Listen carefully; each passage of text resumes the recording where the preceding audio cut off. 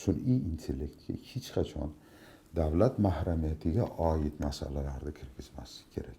O'zini qo'lidagi maxfiy ma'lumotlarni kirgizsa-da, ana shundan bitta dokument yasab ber desa, zo'r dokument yasab beradi, lekin davlatda pishgani mana shu bo'ladi.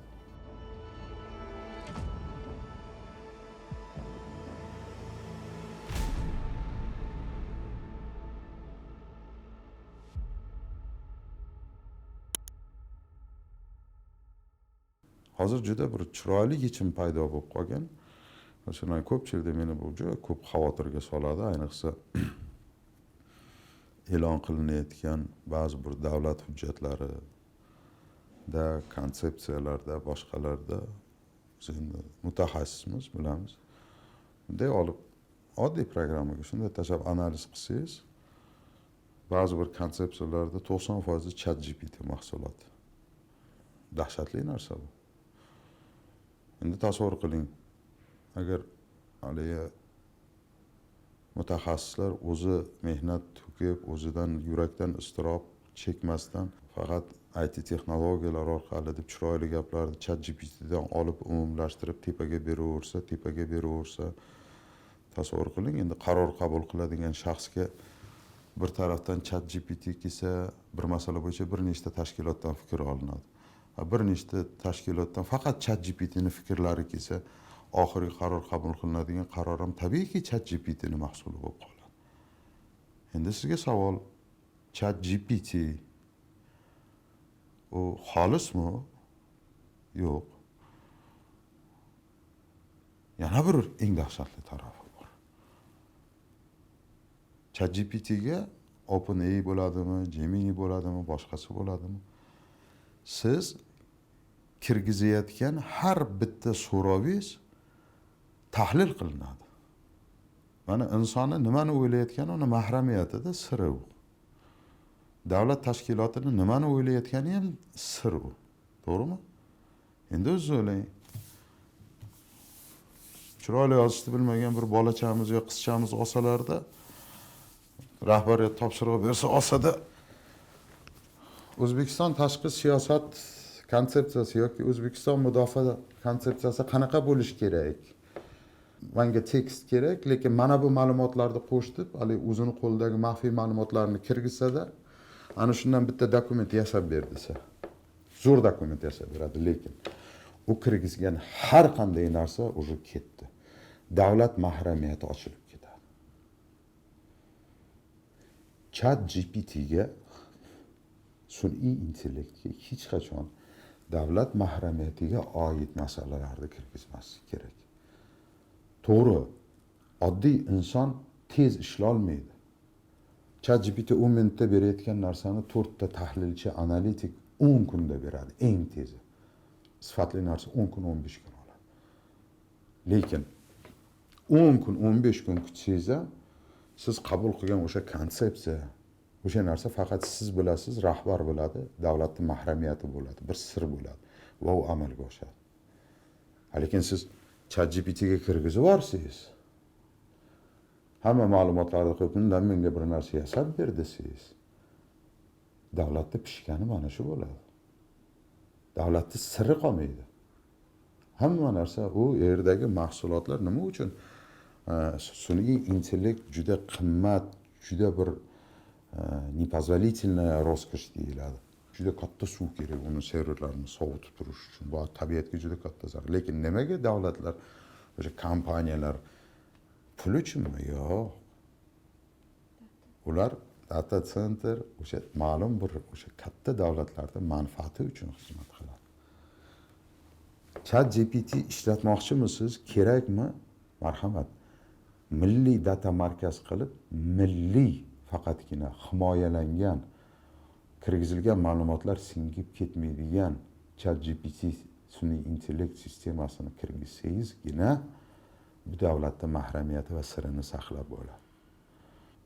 Ular ham ahmoq emasda, ular umumlashtiruvchi xususiyatga ega.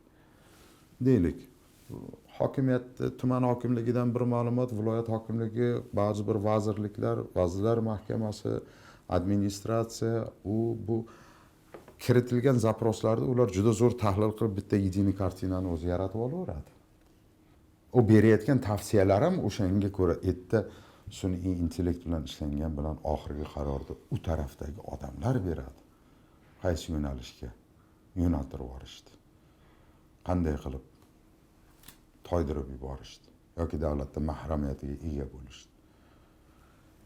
ChatGPT bilan sun'iy intellekt bilan ishlasa bo'ladi. Qanday ishlasa bo'ladi? Davlat mahrumiyatiga oid masalalarda emas.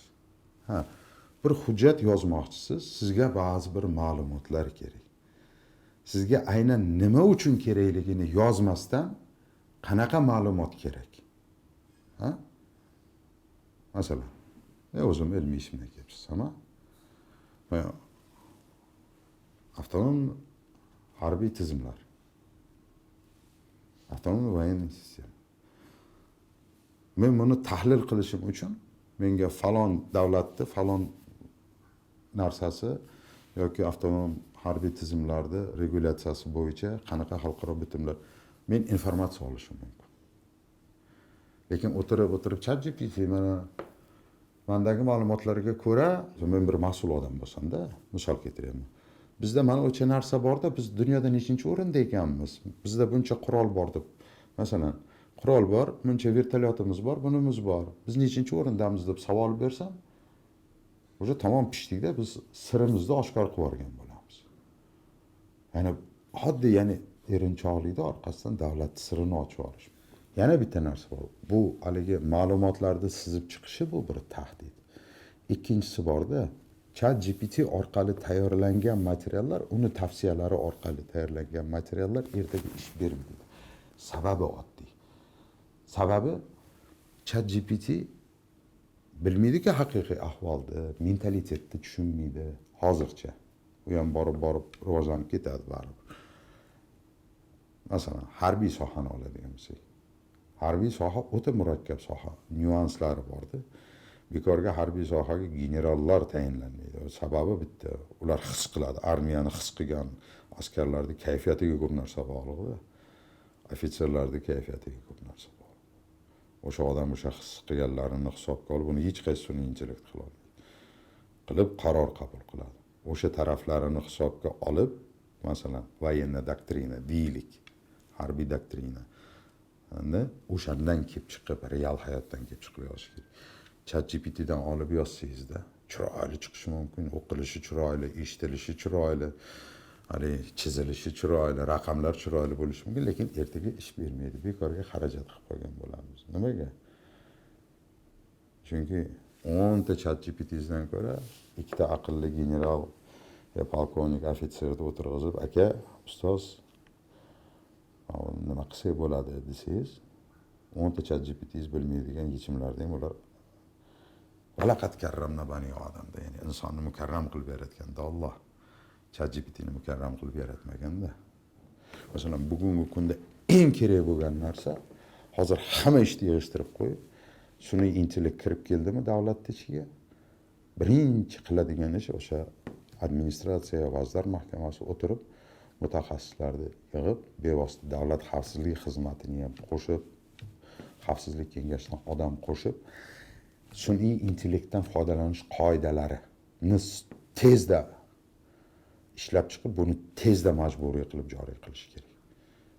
Chunki dushmanligidan emas, ahmoqligidan emas, bilmaganidan ham odamlar xato qiladi.